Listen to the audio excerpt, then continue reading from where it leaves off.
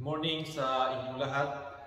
And nawa kayo'y nakapag-settle na sa inyong kinaupuan. And sabay-sabay tayong manalangin. Ama namin sa langit, muli inihiling namin ang kapangyarihan ng iyong banal na Espiritu upang magbigay sa amin ng wisdom ngayong araw na ito, upang buksan ang aming puso at isip sa iyong pangunawang espiritual. Sa gayon, Ama, tunay kami mapuspos, Panginoon, ng inyong kaalaman at ng iyong pag-ibig, Panginoon, na lumilinis, Panginoon, ng lahat ng aming kasalanan, na lumilinis, Panginoon, ng lahat ng aming kasamaan. Kung hindi sa iyong pag-ibig, Panginoon, hindi kami mapapawi o hindi mapapawi, Panginoon, ang mga kasalanan na aming nagagawa. Kaya nawa, Lord, Panginoon, sa oras na ito, muli maging handa ang aming puso, Panginoon, sa pakikinig ng iyong salita, upang tunay nga, Ama, na ikaw ay mapapurihan, madakila, may taas sa aming buhay.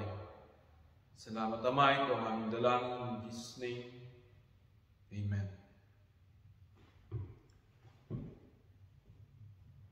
Sabi sa verse 7 ng 1 Peter 4, malapit na ang wakas ng lahat ng bagay.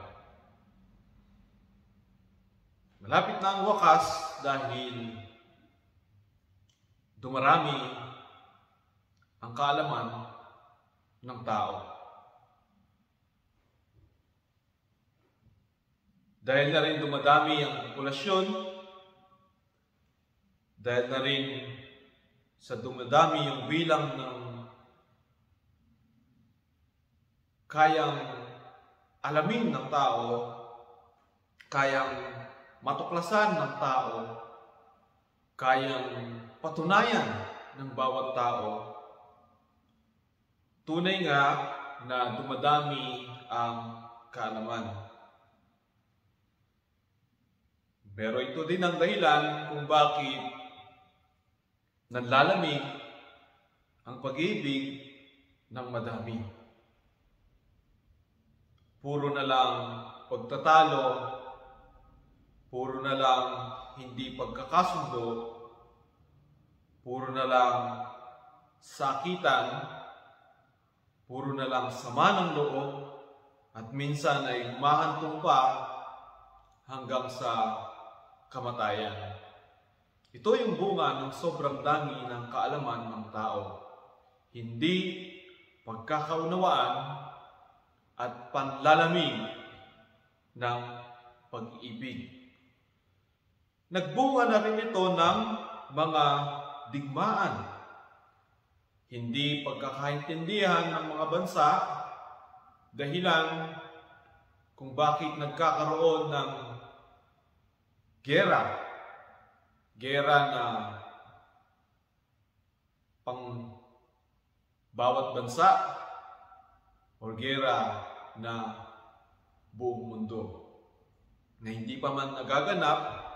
Pero alam naman natin na kung mangyari man ito ay bunga din ng hindi pagkakaunawaan dahil sa dami ng kaalaman.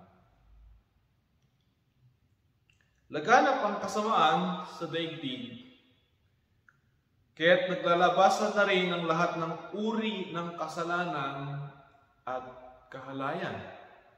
Dahil sa dami ng kaalaman, ito na rin yung dahilan kung bakit yung mga dating itinuturing natin na masama ay tinatanggap ng legal sa lipunan. Kung dati ang paghihiwalay ng mag-asawa ay masama, ngayon ay inaaprubahan na ito ng isang bansa na ikinatutuwa pa ng marami at nagiging bunga din naman ng marami pang kasamaan gaya na lamang ng mga anak na hindi man lang naranasan magkaroon ng magulang habang sila ay lumalaki dahil hiwalay ang kanilang mga magulang.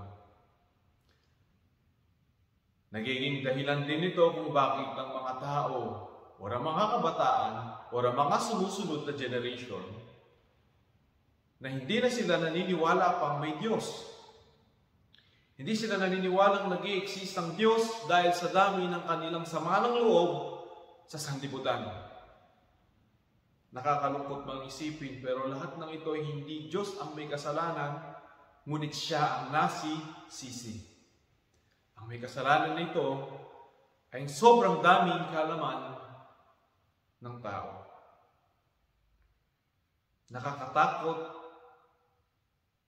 ang kaalaman sapagkat ito'y nagtutuwid sa mga baluktot nating pamumuhay. Ito'y nagbubunga ng maraming kasalanan, kaya lalo tayong nanlalamig, lalo tayong nagiging makasarili, lalo tayong nagiging selfish sa bawat isa upang lalong hindi natin ipakita ang pag-ibig ng Diyos.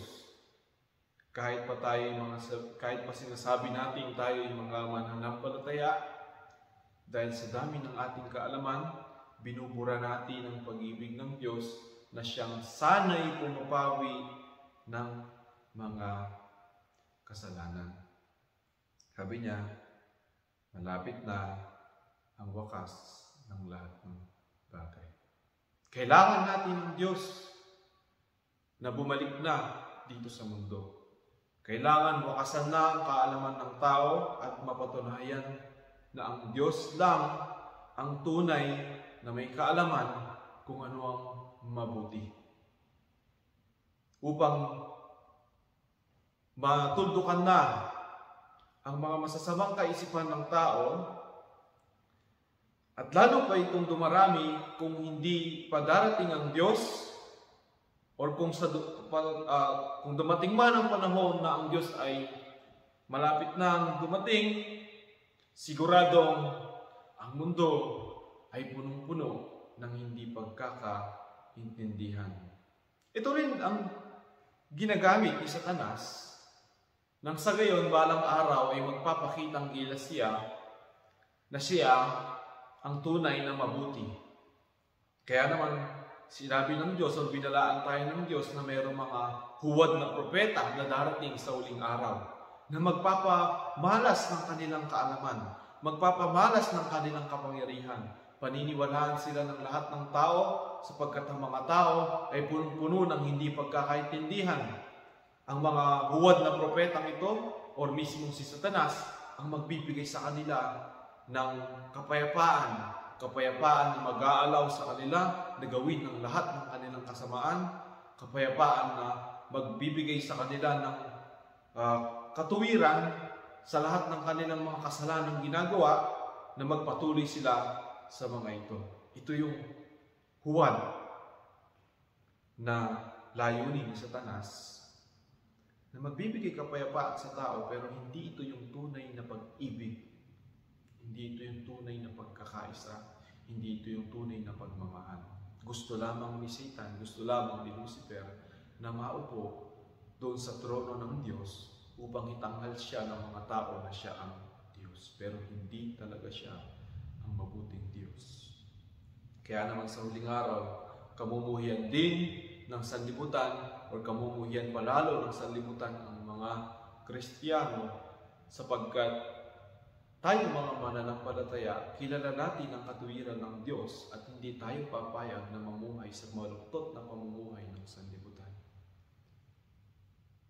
Tunay ang pag-ibig na naranasan natin sa Diyos, kaya nais natin ay yung tunay na pag-ibig din ang mamalagi dito sa mundo.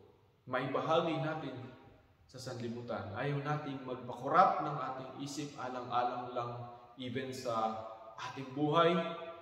Kahit humantong pa yan sa kamatayan, handa tayong tanggapin ang ating kamatayan sapagkat hindi natin papayagang mamuhay tayo sa baluktot na pamumuhay ng sanlibutan.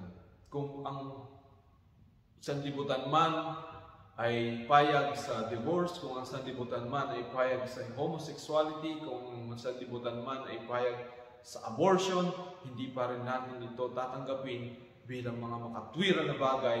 Kahit pa ito'y maaprubahan ng isang gobyerno, hindi natin ito tatanggapin sapagkat ang katotohanan ng Diyos ang siya lang ating tinatanggap. Kaya't kayo mismo, mga kapatid na nandiyan na nakikinig, magpakalalim kayo sa salita ng Diyos sapagkat ito yung nagbibigay sa inyo ng wisdom upang lalo ninyong may pamalas ang pag-ibig niya.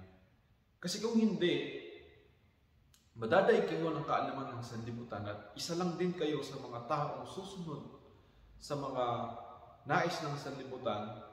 Isa kayo sa mga taong magsasabi na ang nais ng sanlibutan ay mabuti, which is nakakatakot. Pag dumating ang Panginoon, mapapatunayan kayo'y mali at ang pinaniniwalaan ninyo ay kasinungalingan. At kung gayon, sa pagdating niya, ay tatanggapin ninyo ang kanyang hatol sapagkat siya lang ang tunay na matuwid. Hindi ninyo pwedeng ibida yung inyong katuwiran na sabihin ninyo, inaprubahan niya ng gobyerno, inaprubahan niya ng lahat ng tao.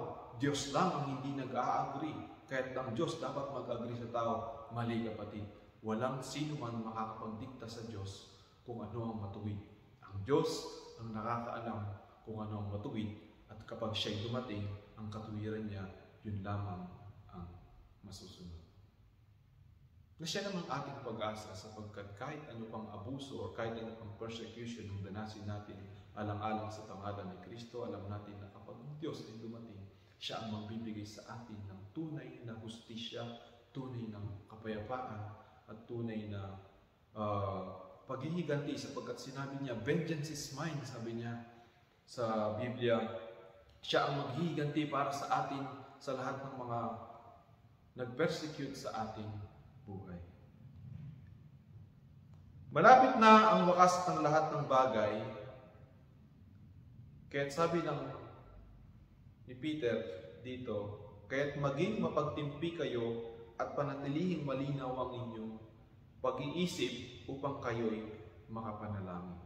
Maging mapagtimpi ka, maging mapagtimpi ka palalo sa iyong kapatid.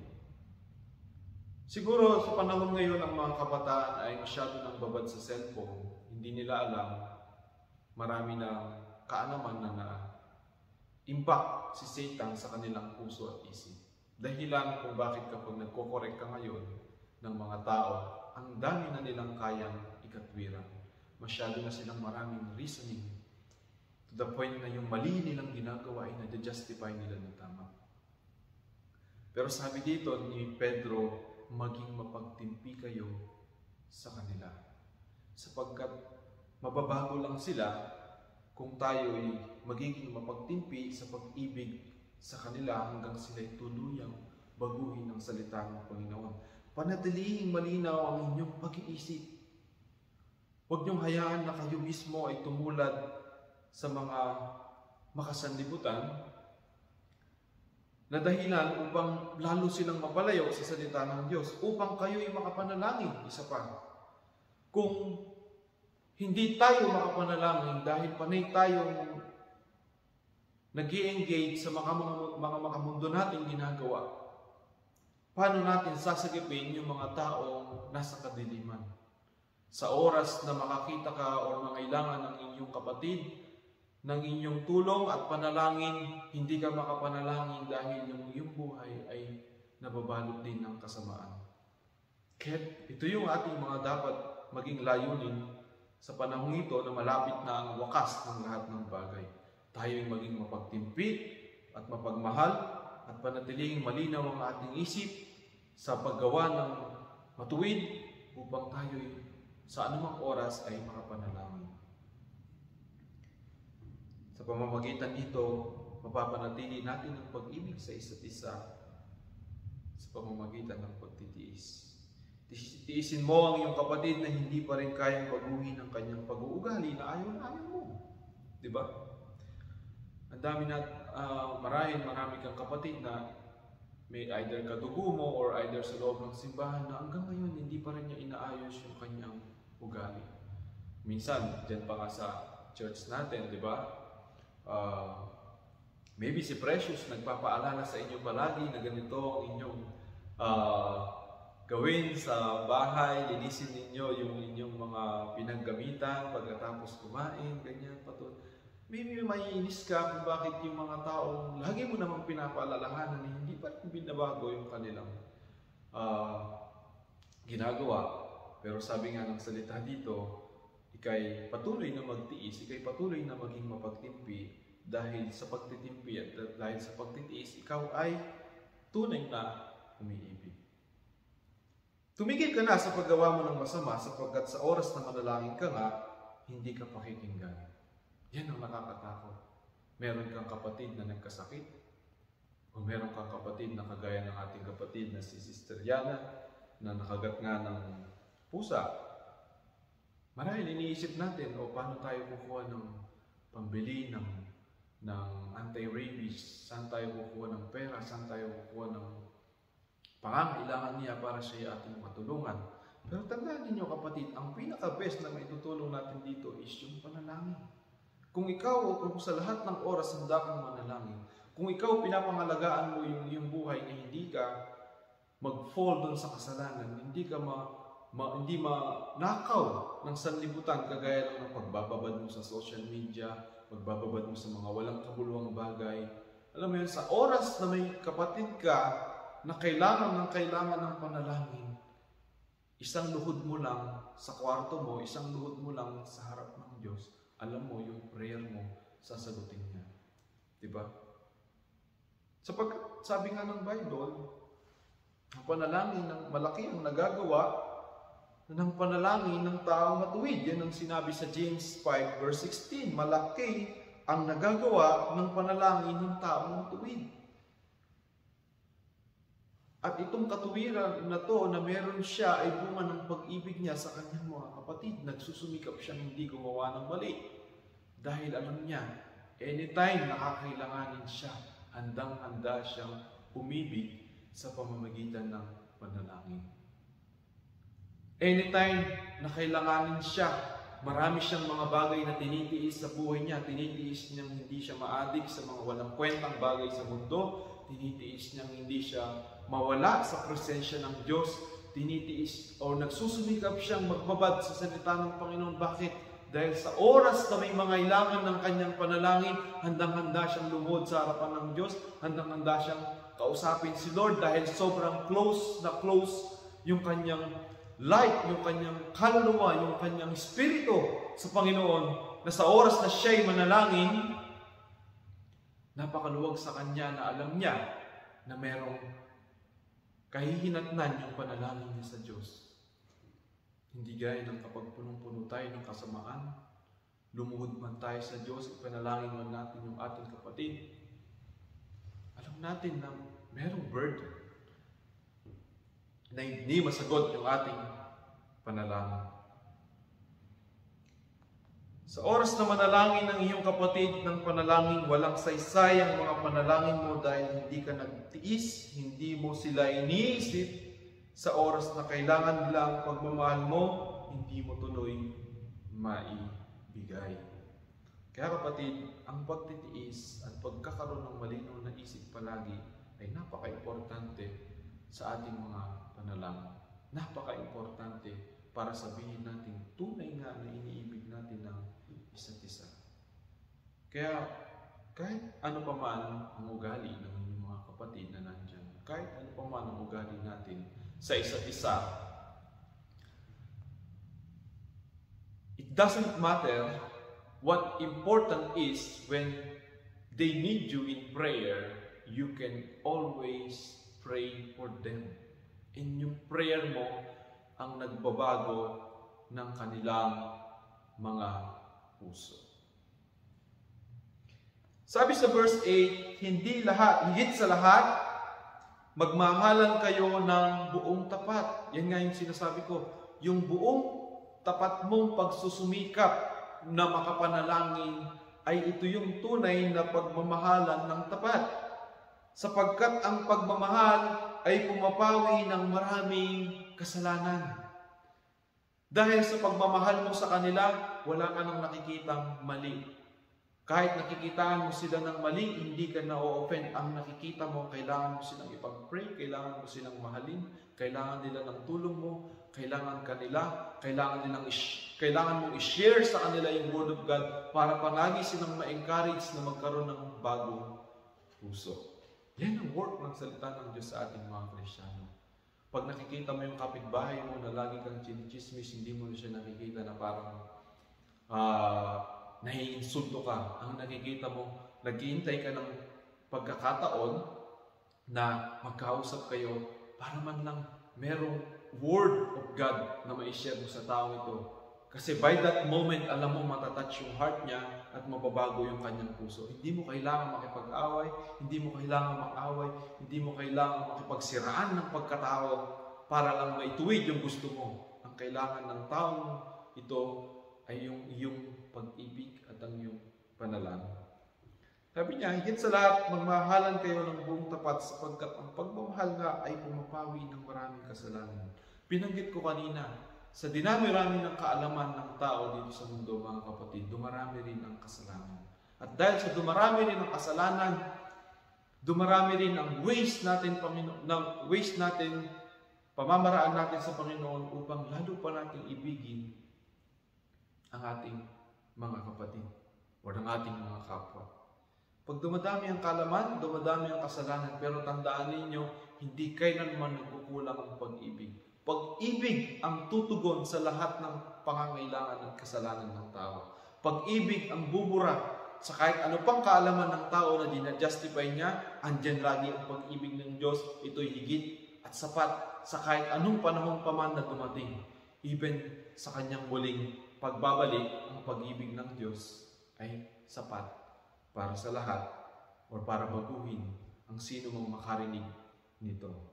Ganyan kalalim ang pag-ibig ng Diyos. Kahit sabi ko nga kanina, kahit gano'n pa kadaming problema na maging bunga nitong kaalaman ng tao, so always sapat ang pag-ibig ng Diyos sa atin para linisin tayo.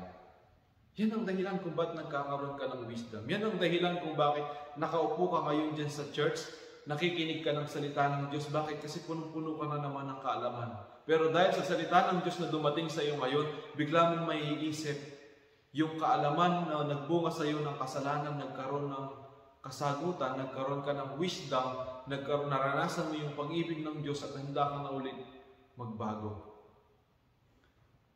Kaya patuloy kayong makinig ng salita ng Diyos sapagkat yan ang pumapawi ng kasalanan. Yan ang pumapawi, yan ang pag-ibig ng Diyos at sa kapangyarihan ng banal na Espiritu na patuloy na nagiging comforter sa ating buhay. Comforter, sabi ko nga palagi, comfort means deep love. Malalim na pag-ibig na kayang ibigay sa atin ng banal na Espiritu na patuloy na nagbibigay sa atin ng wisdom upang linisin tayo sa mga nagagawa nating mali, upang bigyan tayo ng hope, upang bigyan tayo ng pananampalataya, palakasin ang ating pananampalataya.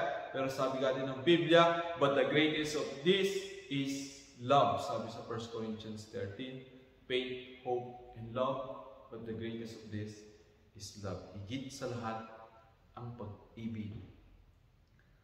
Maging handa kayong palagi sa pagmamahal sapagkat ito ang may kakayahang magligtas ng inyong kapatid sa kasalanan.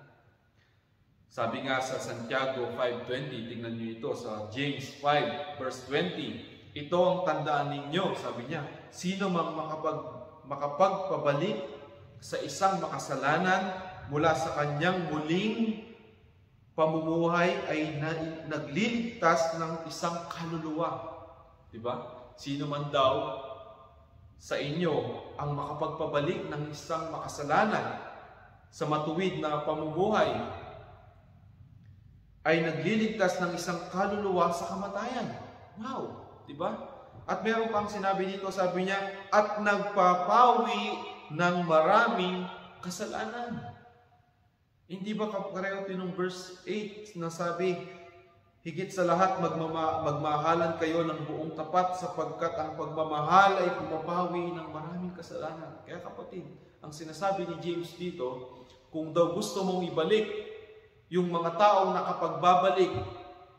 nakapagpapabalik ng isang makasalanan mula sa kanyang maling pamumuhay, ito yung mga taong, ang sinasabi ni James dito, ito yung mga taong umiibig ng malalim sa kanilang mga kapatid. Hindi mo mababago yung iyong kapatid kung wala kang malalim na pagmamahal sa kanya.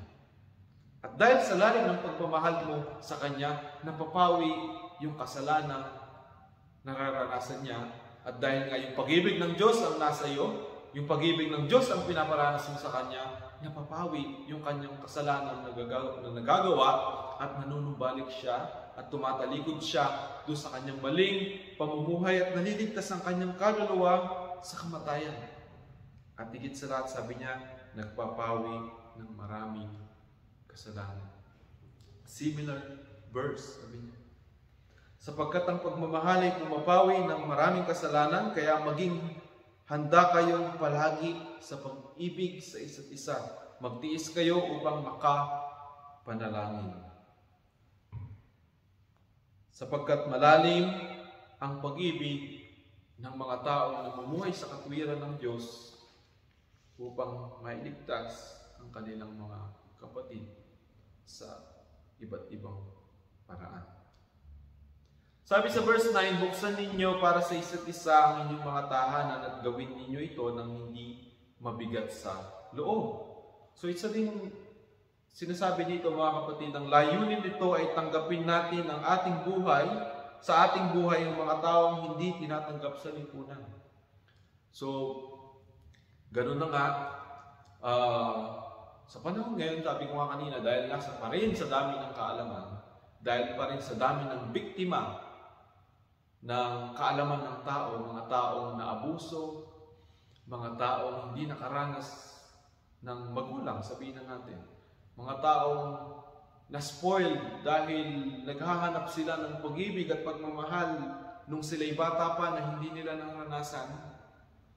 Lalo na sa generation natin ngayon, maraming magulang yung hindi handa bago sila nag-asawa.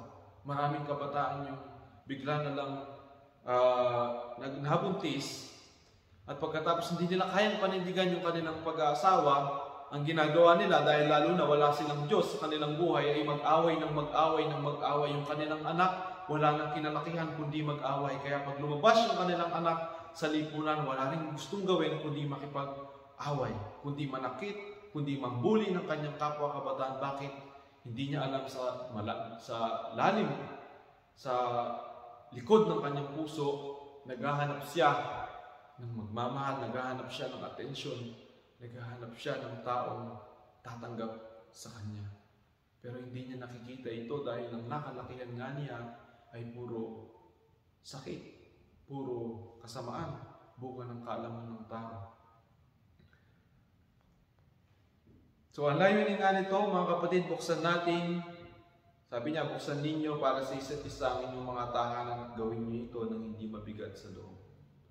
Kung sa ating mga magkakapatid, binubuksan natin ang ating mga tahanan, gayon din naman sa ating mga kapwa, sa mga taong hindi tinatanggap ng lipunan, sa mga taong nare-reject ng lipunan, na madalas biktima lamang ng kaalaman. Maging malinaw ang inyong mga mata sapagkat maging maaaring tayo rin ang magtaboy sa kanila. Minsan sobrang banal mo na, minsan sobrang righteous mo na, minsan porket akala mo nagsisimba ka palagi, itong mga taong matuwid ay nilalayuan mo. Itong mga taong masasama ay nilalayuan mo. Itong mga taong masasama ay nililabel mo na mga kampon ni Satanas, kaya hindi mo, imbis na isipin mo na sila'y mga biktima lamang ng kasamaan ng mundo, hindi nagkakaroon ng puwang na magkaroon ka ng pag-ibig sa kanila. Tandaan ninyo kapatid, dumating si Jesus Christ dito sa mundo, hindi para sa mga matuwid, hindi para tawagin yung mga matuwid, kundi para tawagin yung mga makasalanan. Kaya tayo rin, na dating mga makasalanan, ay dapat tignan yung ating mga kapwa makasalanan na may pag-ibig at may pagmamahal. Hindi tayo nagiging Kristiyano para maging self-righteous. Dahilan kung bakit sinasara natin yung ating mga tahanan sa ibang mga tao. Sinasara natin yung ating mga puso sa ibang mga tao. Kasi piling natin matuwid na tayo porque tayo nagsisimba. Piling natin matuwid na tayo porque tayo tumatayo sa harapan ng simbahan. Piling natin matuwid na tayo porque tayo maybe nagpapa-worship or maybe sa ibang simbahan porque tayo nakadamit ng pangsimba, nakadamit ng puti, na kagaya ng mga tumatayo sa harapan ng simbahan, parang napaka-special na natin, parang napaka-righteous na natin, hindi tayo mahawakan. Ang taas ng tingin natin sa ating sarili, kapatid, hindi ito yung nais ipakita ng Diyos sa atin at hindi ito yung nais itanim ng Diyos sa atin upang tayo ay mag-ibigan. Nais ng Diyos na buksan natin yung ating puso sa ating mga kapwa makasalanan upang sila man din ay makarinig ng salita ng Diyos. Sikapin ninyong makinabang sa inyo ang bawat isa at mapaglingkod kayo kaysa pinaglilingkuran. Huwag kayong magtatanim ng sama ng loob sa inyong paglilingkod dahil pusa ninyo iyan binibigay. Manalig tayo na ang ating pag-ibig ay pumapawi muli. Manalig tayo na ang ating pag-ibig ay pumapawi ng maraming kasalanan. Kung dumarami ang kalaman dito sa mundo, paramihin natin mga Kristiyano ang pag-ibig dito sa mundo nang sa gayon, gaano kadaming kalaman, marami pa rin tao maging dahilan pa ito upang sila ay lumapit sa pag-ibig ng Diyos. Sabi sa verse 10, bilang mga mabubuting katiwala ng iba't ibang kaloob ng Diyos, ito naman, sabi niya, meron daw tayo, pinagkalooban daw tayo, pinagkatiwalaan tayo ng Diyos sa maraming bagay. Kahit pa sabihin mo nagtatrabaho ka lang, pa-attend ka lang sa church, or kahit sabihin mo na nagmi-ministry ka, nandyan ka sa harapan, tumatayo ka, or kahit sabihin mo na estudyante ka lang, wala ka pang pinagkakakitaan, wala ka pang may aambag sa simbahan pagdating sa financial na tulong. Mga kapatid, tandaan ninyo, tayo, mula nang narinig mo ang salita ng Panginoon, pinagkatiwalaan ka niya ng iba't ibang kaloob. Pinagkatiwalaan tayo ng Diyos ng iba't ibang uri ng kaloob. At kailangan nating malaman itong mga pinagkaloob sa atin ito ng Diyos. Sabi niya, gamitin ninyo sa kapakinabangan ng lahat ang kakayahang tinanggap ng bawat isa sa inyo. Gamitin niyo daw sa kapakinabangan ang lahat ng kakayahang tinanggap ng bawat isa sa inyo. So kung sa tingin mo, ito yung kapakinabangan mo sa loob ng simbahan, yan yung ibinigay sa iyo, ipinagkatiwala sa inyo ng Diyos upang yung gawin. Paano ba natin malalaman kung ano yung mga bagay na ipinagkaloob sa atin ng Diyos na dapat ginagamit natin sa loob ng simbahan sa ating magkakapatid? Paano ba natin ito malalaman? Una sa lahat, huwag kang matakot na mahalin ang iyong kapatid. Kapag ikaw'y nagmamahal, nalalaman mo kung saan ka tinawag ng Diyos. Malay mo, tinawag ka ng Diyos sa panalangin. Malay mo, kahit estudyante ka, sa isang banda, tinitiis mo yung mga maling ginagawa ng mga kaklase mo. Hindi mo hinahayaang mahawa kanila. Hindi mo hayaang gawin mo yung ginagawa nila na masasama. Hindi mo hinahayaang sakyan mo yung mga kagawian nila na masasama, pero dahil doon, alam mo kasi na ito yung may aambag mo sa loob ng simbahan na ikaw anytime handa ka manalangin. Diba? Doesn't matter kung estudyante ka, doesn't matter kung worker ka, nagtatrabaho ka. Kung lagi kang handang manalangin, malay mo yan yung binigay sa yung kakayahan ng Diyos. Amen. So kung iniisip mo, bata pa ako, wala akong kakayahan, marami kang kakayahan. Ang totoo niyan, yung kapag bata ka pa, mas innocent yung isip mo, mas pine-preserve mo yung innocence ng iyong isip, mas nagiging matuwid yung iyong pamumuhay. Kasi kung bata ka pa, ini-influensyahan mo yung isip ng maraming makamundong bagay, paglaki mo, nakakatakot yung pwede mo gawin sa sarili mo. Maaaring matukso kang mag-asawa or matukso kang magkaroon ng premarital sex.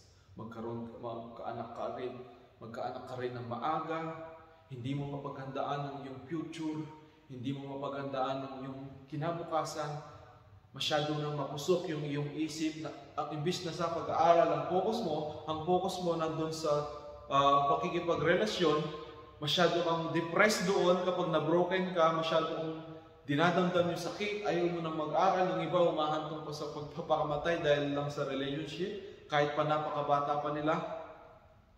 Sa dami ng mga bagay na ini-insert mo sa iyong puso at isip, biglang hindi mo na nalalaman yung direction ng buhay mo. Pag dumating ka ng mga 25 to 30 years old, parang na-realize mo ang dami mo palang pagsisisihan. Totoo yan mga kapatid, totoo yan lalo na sa mga kabataan natin na nandiyan, na nakikinig. Mahaba pa ang panahon. Imagine there's more like 10 more years para umantong ka ng 25, 30, 35 to think about all those things. Pero yung ginagawa mo ngayon, preparation yan sa buhay mo, preparation yan sa sarili mo. Wag mong isusugal sa mali yung iyong kinabukasan na pwede mong marating. Kaya bata ka pa lang maging matured ka na. Bata ka pa lang magtiis ka na. Bata ka pa lang hayaan mo yung mga estudyante. Kung ikaw man ay nabubuli, hayaan mo silang bulihin ka, hayaan mo sila dun sa pambubuli nila. Wag mong kakalimutan kung sino ikaw sa sarili mo, at dapat handa ka laging magpatawad kung meron mong nakakagawa ng mali sa iyo, nang sa gayon palagi kang malaya. Pag palagi kang malaya, hindi maaapektuhan ng sinasabi ng iba yung personalidad na meron ka. Pag hindi naapektuhan ng iba yung personalidad na meron ka, alam mo kung sino ka. Alam mo na Kristiyano ka, alam mo na tinanggap mo si Jesus Christ sa buhay mo.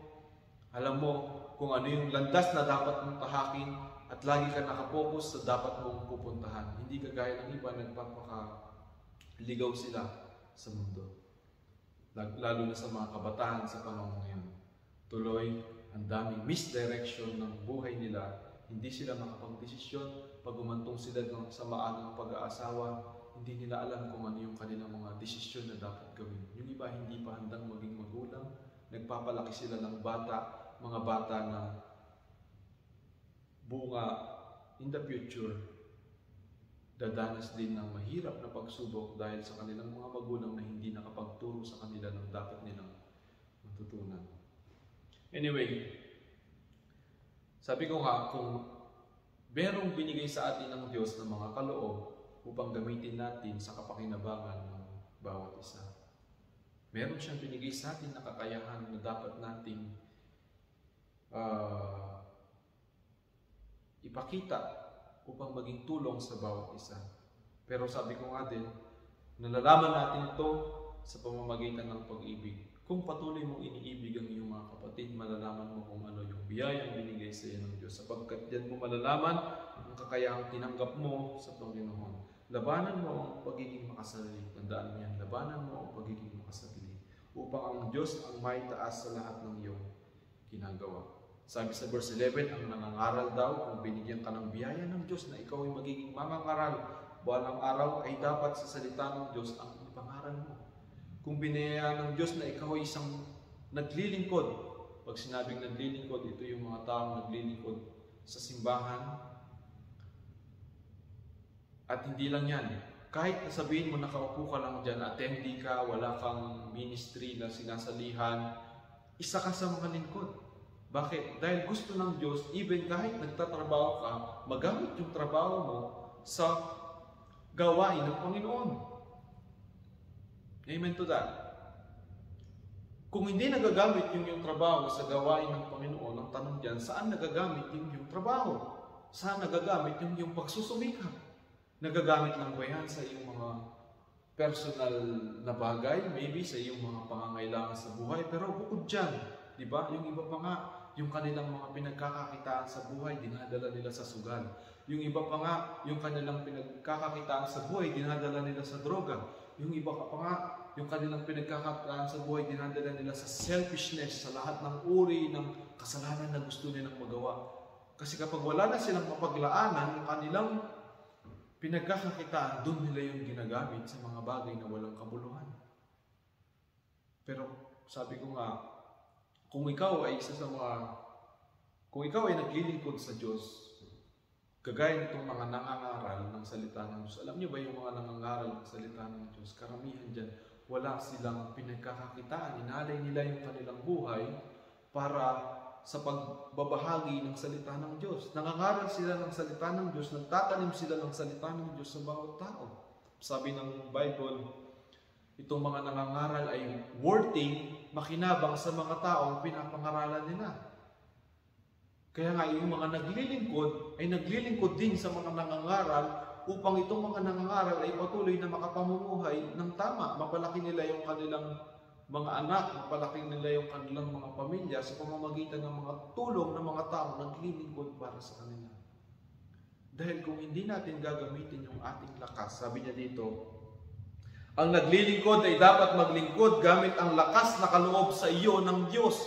Binigyan ka ng Diyos ng lakas upang gamitin mo sa paglilingkod. Pero ang tanong, saan mo yung ginagamit? Diba? Kung yung lakas mo na yan na ginagamit mo sa iyong trabaho at yung trabaho mo hindi nakakapaglingkod sa Diyos, ginagamit mo lang yung lakas mo sa iyong sariling pangangailangan. Or maybe siyempre nagkukulang din ng iyong mga pangangailangan. Pero tandaan mo, kahit yung lakas na yan, ang lakas na meron ka, ay Diyos ang nagbibigay sa iyo. Kaya kung ginagamit mo yung iyong pinagkakakitaan sa walang kabuluhang bagay, lalong-lalo na sa kasalanan, dapat mo yung ikatakot sa Diyos. Marami pang itulong mo sa simbahan, itulong mo sa mga taong naglilingkod sa dambana ng Diyos, itulong mo sa mga mangangaral ng salita ng Diyos. Baka pagpalain ka pa ng Diyos lalo sa iyong buhay. Amen to that. Kaya nga naman yung iba, minsan yung mga believer, yung nagtataka sila, bakit napupuno sila ng sakit, napupuno sila ng karamdaman. Kasi yung lakas na binigay ng Diyos sa kanila, napupunta lang sa walang kabuluhang bagay. Binibigyan ka nga ng lakas ng Diyos. Binibigyan ka niya ng magandang kalusugan, pero yung bunga ng lakas na binibigay niya sa iyo, ginagamit mo naman sa mga walang kabuluhang mong ginagawa. Bukod sa pangangailangan mo sa pang-araw-araw, sapat yun na binibigay sa iyo ng Diyos, binibigyan ka pa niya ng higit doon, pero dinadala mo naman sa mga walang kabuluhang bagay na iyong ginagawa. Nagtataka ka kung bakit ka nagkakasakit. Nagtataka ka kung bakit wala kang lakas ngayon, di ba? Kaya't marapat kayong maglingkod ayon sa ibinigay na lakas sa inyo ng Diyos, upang maging sa inyong pagpapagal, ang Diyos ay mapapurihan. Amen. Nagtatrabaho ka, napapapurihan ng Diyos. Nag-aaral ka, napapapurihan ng Diyos. Amen. Madami ang nanghihina, madami ang walang lakas sapagkat hindi napapapurihan ng Diyos sa kanilang ginagawa. At sa panguling salita, sabi niya, upang sa lahat ng bagay siya ay papurihan sa pamamagitan ni Hesus Kristo.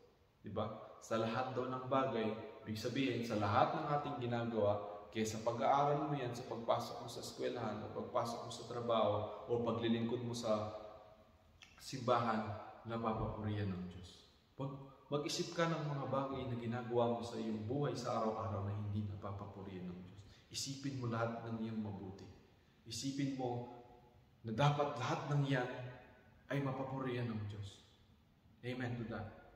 Sa pananalita mo, sa paglabas mo sa iyong tahanan, makipag-usap ka sa ibang tao, dapat isipin mo mabuti na lahat ng yan mapapupurihan ng Diyos. Sa pag-aalaga mo sa iyong pamilya, sa pakikitungo mo sa ibang tao, sa pagpapalaki mo ng iyong anak, sa pakikipag-usap mo sa iyong asawa, sa iyong kabiyak, dapat mapapurihan ng Diyos. Isipin yung lahat niyang mabuti.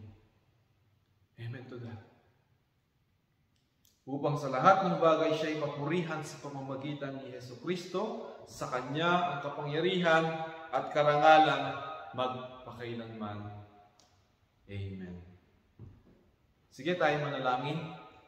Namin muli, salamat po sa araw na ito. Nawa patuloy ka ulit namin nadakila sa aming buhay, Panginoon. And nawa sa mga nabahaging salita ngayon, ikaw lang ang naitaas. At sa kapangyarihan ng banal na Espiritu, Panginoon, tumimoy ito sa aming puso at isip upang baguhin, Panginoon, pa ang aming mga maling pamumuhay. Maraming salamat, Ama. Ito ang aming dalangin in Jesus' name. Amen. So mga kapatid, ito yung ating last page for this year, or maybe, I don't know, patungkol sa pag-ibig. And nawa, marami kayong natutunan. Nawa, matandaan ninyo yung verse na to na nagsasabing, higit sa lahat, ang pag-ibig ay pumapawi ng lahat ng kasalanan. Kaya patuloy tayong mag-ibigan, patuloy tayong magmahalan, patuloy nating ingatan ang ating mga sarili upang ang ating panalangin, ang ating pag-ibig sa isa't isa ay laging higit at hindi nagkukulang. So maraming salamat and have a blessed Sunday sa inyong lahat. God bless inyong lahat na nakinig sa araw na ito. Thank you, and all the glory and honor is to our Lord and Savior Jesus Christ. Amen.